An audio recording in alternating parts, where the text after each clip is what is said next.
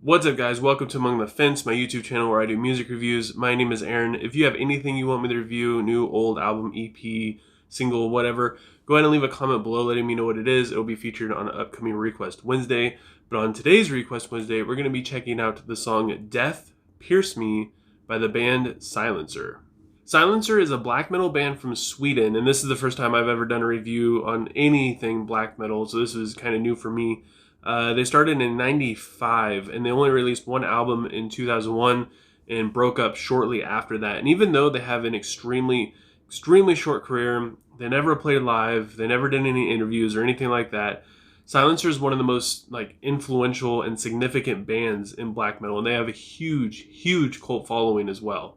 Death Pierce Me is about depression and suicide, and the lyrics don't hold us back whatsoever. They're very vulnerable and very open.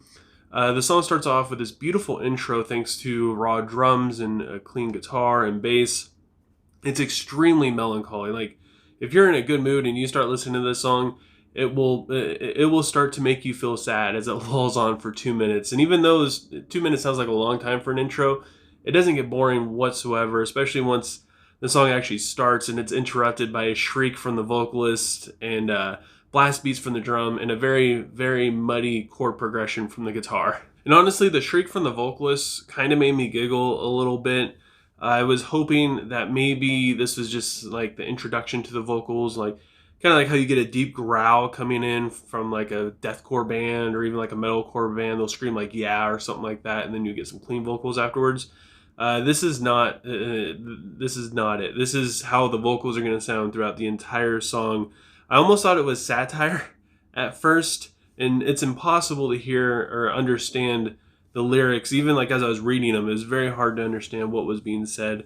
It kind of reminds me of that artist. I think his name is Tiny Tim. He sings the song Tiptoe Through the Tulips. It's the song that's on Insidious. He has that high-pitched voice, or even maybe the Wicked Witch from the West in Wizard of Oz when she's screaming, "I'm melting." It's got that kind of sound to it. Behind the wailing of the vocalist is some fantastic music and songwriting. The musical progression makes the emotion plummet further and further into despair. And to give it a little bit of an extra push in the bridge, there's this piano piece. It's very ominous, and like I said, just pushes it further into sadness. And once we get out of the bridge and we go into the last verse and the outro, it seems to reach a climax, which is extremely gnarly. It's like all the way up to the bridge, you're feeling the sadness and the emotion just build and build and build. And then once we come out of the bridge into the last verse and the outro, it's reached this climax where now this emotion is being expressed outwardly in kind of like a lashing out kind of way. This is the suicidal part actually being acted out once all the depression has been felt. The vocals are the only thing really standing in the way from me loving this song. You either hate them, appreciate them, or love them. And personally, I appreciate them. I understand what the goal was, and I feel like it was executed very well. It was executed beautifully, in fact.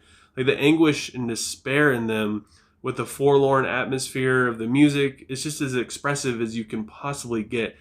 And I feel like the vocals really match the despair in this song and the sadness, because it's like the narrator, he's just feeling the weight of all this depression and despair to the point to where all he can do is just wail and shriek and cry, and that's the only thing that he's able to get out. And it works really well.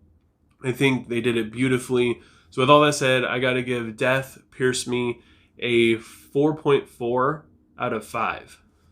And even though this song isn't really my cup of tea, I wouldn't go out of my way to listen to it, at least not all that much, I try not to let that get in the way of my rating or me trying to appreciate it or understand it or even just recognize the talent and the skill that went into making this. I feel like they communicated the emotion that they were trying to get across to the listener fairly well. And even though the vocals aren't really my thing, I feel like it completes it. It makes it what it is.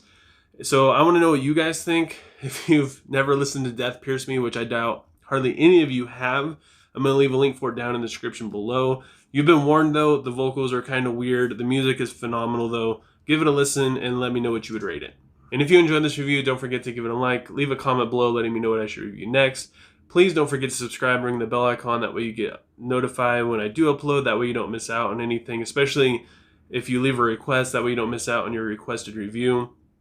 Just simply doing any of those things helps me out tremendously, and I appreciate it more than you guys could ever imagine. And I hope you all have a good rest of your day or night whenever you happen to be watching this. And I will talk to you guys next time.